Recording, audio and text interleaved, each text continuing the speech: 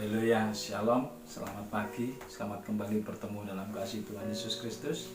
Jemaat GBI Rasuli yang dikasihi Tuhan Yesus. Sekali lagi, Jemaat GBI Rasuli yang dikasihi Tuhan Yesus.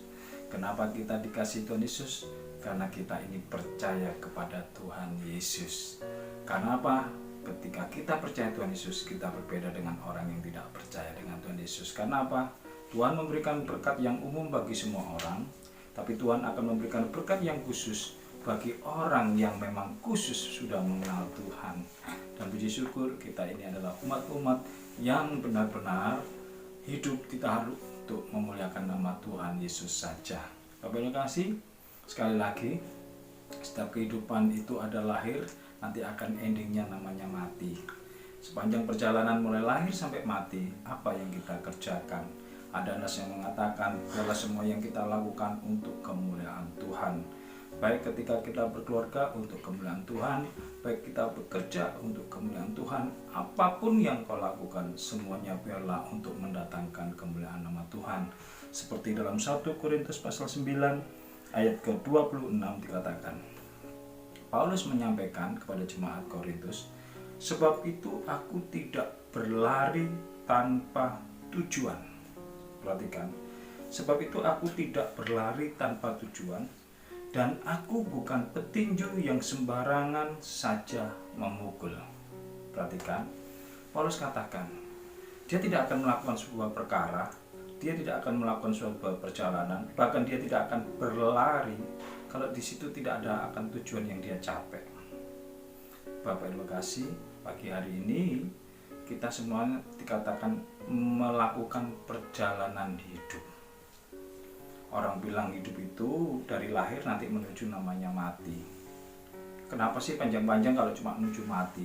Bukan perkara panjang pendeknya orang itu hidup, tapi berartikah ketika melakukan perjalanan ini yang dia tadi saya sampaikan, biarlah semuanya Tuhan itu memberikan berkat yang spesial bagi orang yang memang spesial bagi Tuhan. Maka ketika hidup kita adalah spesial, perjalanan hidup kita juga harus spesial. Tidak sekedar orang lahir, kemudian tumbuh makan, habis itu nunggu mati. Tidak.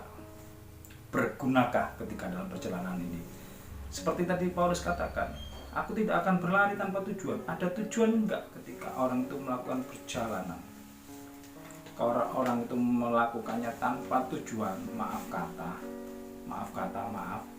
Kita sering menjumpai di dalam perjalanan orang hidup. Kadang-kadang ada orang itu berjalan ke sana kemari karena apa? Orang itu orang itu gila. Bapak tahu kan, Ibu tahu, kita semua juga sering menjumpai orang gila kalau berjalan, tanya mau kemana? Dia gak akan jawab. Dia hanya senyum tertawa karena dia tidak ada tujuan. Kalau hari ini kita bangun, kemudian kita mau jalani, maaf, kita menjumpai kita ini seperti mereka. Apakah buruk? Enggak, memang sudah ditentukan Tuhan. Tapi Paulus katakan, kalau ketika kita bangun pagi hari ini, harus ada sebuah tujuan yang harus dalam hidup kita. Andai kan hari ini kita terbatas, Pak Joko, hari ini nggak kerja kok di rumah. Tapi kita punya tujuan, karena kita masih hidup. Kita ditempatkan dalam sebuah keluarga. Bisakah kita berkesan dalam keluarga kita hari ini? Tujuan itu tidak seperti orang-orang, cita-citanya pilot, cita-citanya masinis, cita-citanya insinyur, cita-citanya presiden. Semuanya hidup itu harus punya tujuan. Hari ini aku mau menyenangkan Engkau Tuhan. Maka meskipun kita tidak harus bekerja di luar, karena mungkin kita sebagai ibu rumah tangga, atau kita karena saat ini masih dirumahkan, bahkan mungkin kita masih di PHK hari ini, Tuhan itu punya rencana yang baik buat hidup kita. Apa? Bisakah kita menyenangkan anak-anak kita yang ada di sebelah kita? Kalau kita saat ini nggak bersama anak-anak, mungkin bersama istri saja atau suami, bisakah kita menyenangkan suami atau istri?